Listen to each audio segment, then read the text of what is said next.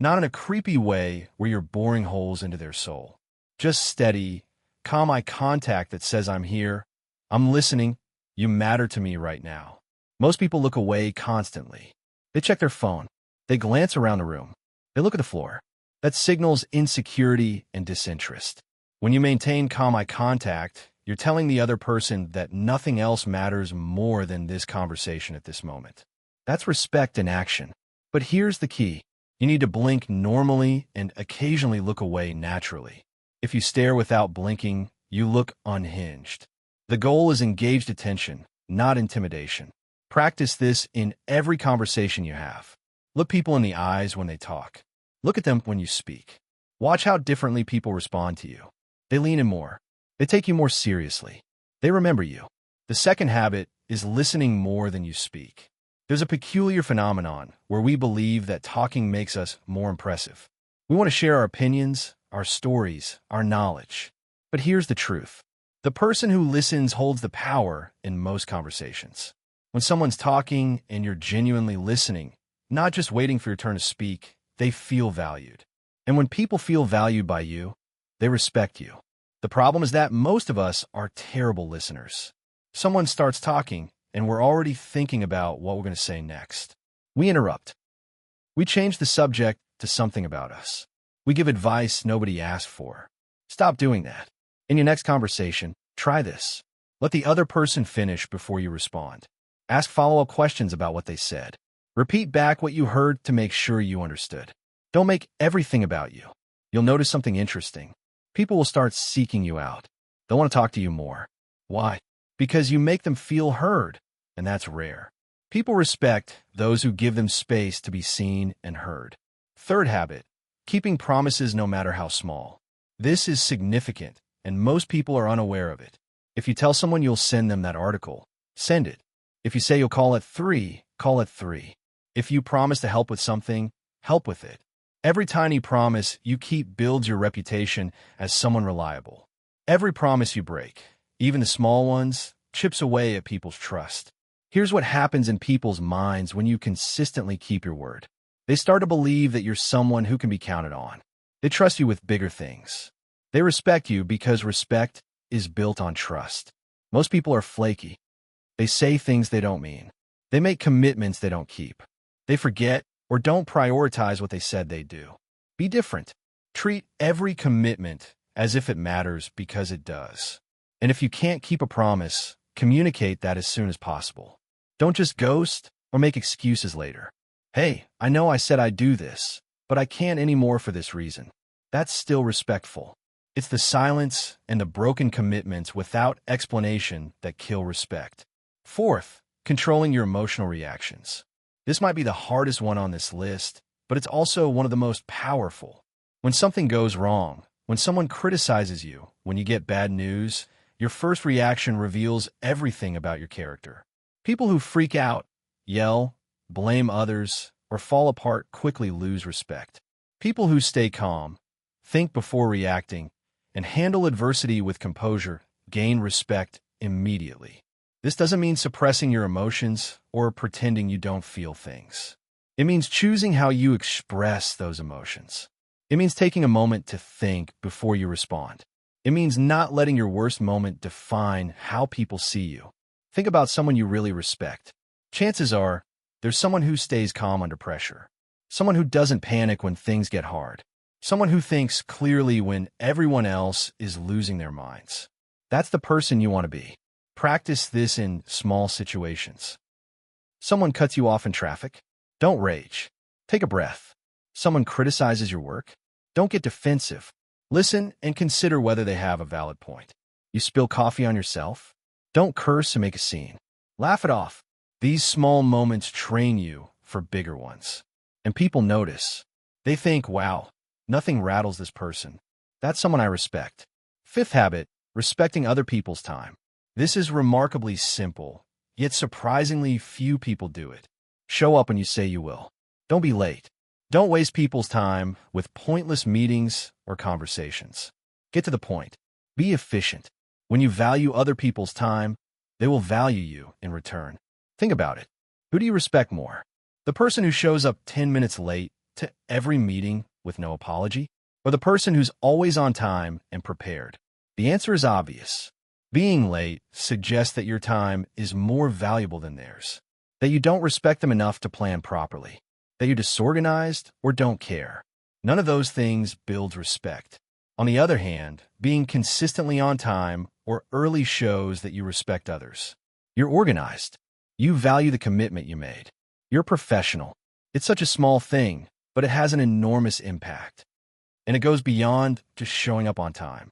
It's about not monopolizing conversations and not sending walls of text when a short message would suffice, not calling meetings that could be handled via email, not rambling when you talk.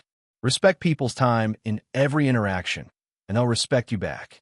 Sixth, admitting when you're wrong. This one instantly separates secure people from insecure people. Insecure people can never admit fault. They make excuses. They blame others. They double down even when they're clearly wrong. It's painful to watch, and it destroys respect. Secure people admit mistakes quickly and without drama. They say, "I was wrong about that, my bad." Or, "You were right. I should have listened to you." Or, "I made a mistake, and here's how I'm going to fix it." That takes strength. That takes security. And people respect strength and security. Here's the paradox. You think admitting you're wrong makes you look weak, but it's actually the opposite. When you admit mistakes honestly, people think you're confident enough to handle being wrong. They think you care more about truth than ego. They think you're trustworthy because you're not trying to hide your flaws. Compare that to someone who never admits fault. You can't trust them because you know they'll lie to protect their ego. You can't respect them because they're more concerned with appearances than reality. Be the person who can say, "I screwed up." People will respect you more, not less. The seventh habit is staying calm and quiet in conflicts. When drama erupts, when people are arguing, when there's tension in the room, most people either join in the chaos or visibly stress out. Neither response commands respect. You know what is? Staying calm and quiet while everyone else loses control. This doesn't mean being passive or not having opinions. It means not adding fuel to the fire, not escalating, not getting pulled into other people's emotional reactions. When everyone's yelling and you're the one person speaking calmly or just listening quietly, people notice. They see you as the stable one, the mature one, the one who has their act together. Often in these situations, people will actually turn to you for input because you're the only one not caught up in the emotion. Your calm presence makes you look like a leader even if you're not saying much. This habit also protects you. When you don't engage in drama, you can't be blamed for making it worse. You maintain your reputation while others damage theirs. Practice this next time there's conflict around you. Resist the urge to jump in. Stay calm. Observe. Only speak if you have something constructive to add. You'll be amazed at how much this elevates you in people's minds. Eighth, maintaining your standards and boundaries. People respect those who know what they stand for and don't compromise it. This means having boundaries and actually enforcing them. If someone disrespects you, you address it calmly but firmly. If someone tries to take advantage of you, you say no without guilt. If something goes against your values, you don't do it even if it would be easier to go along.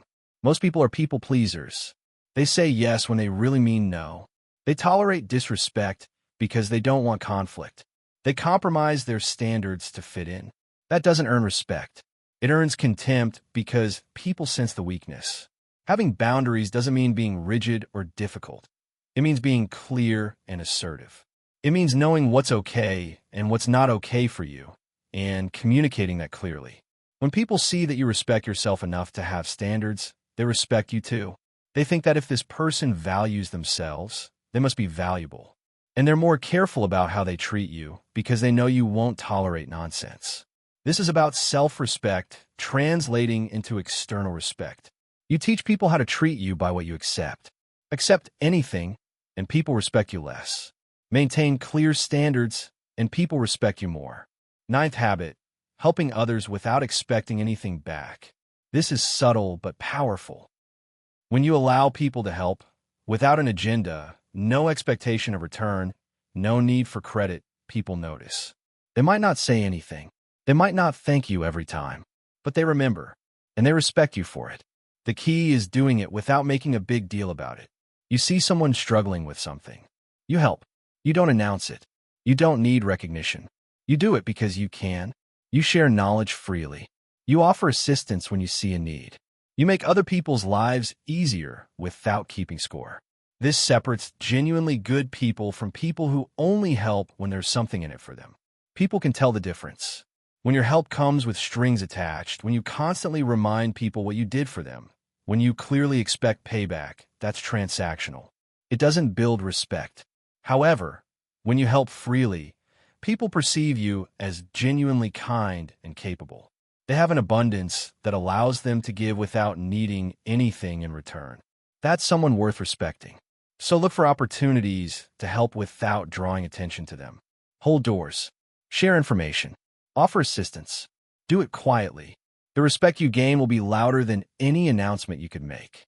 10th habit, taking care of your appearance and space. This last one is about showing respect for yourself and your environment. It's not about being vain or obsessed with looks. It's about basic standards. When you show up put together with clean and well-fitting clothes, and you're groomed and presentable, people take you more seriously. When your space is organized and clean, people see you as someone who has their life together. This doesn't mean you need expensive clothes or a perfect home. It means you care enough to maintain basic standards. You shower regularly. Your clothes aren't wrinkled or stained. Your hair is combed. Your workspace isn't a disaster area. These things signal to others that you respect yourself, and you respect them enough to present yourself properly. Think about it. Would you respect someone more if they showed up to meet you looking sloppy and smelling bad, or if they showed up clean and presentable? The answer is obvious. Your appearance and environment are forms of communication. They tell people how much you value yourself and the situation. When you maintain standards in these areas, people assume you maintain standards in other areas, too. They believe that if this person takes care of themselves and their space, they will likely also take care of their responsibilities. That's respect. So here's my question for you. Which of these 10 habits do you already practice? And which one do you need to work on most? Could you drop a comment and let me know? I'm curious which ones resonate with you and which ones feel most challenging. Maybe you're great at keeping promises, but struggle with emotional reactions. Or perhaps you're amazing at helping others, but terrible at setting boundaries. Share your thoughts below.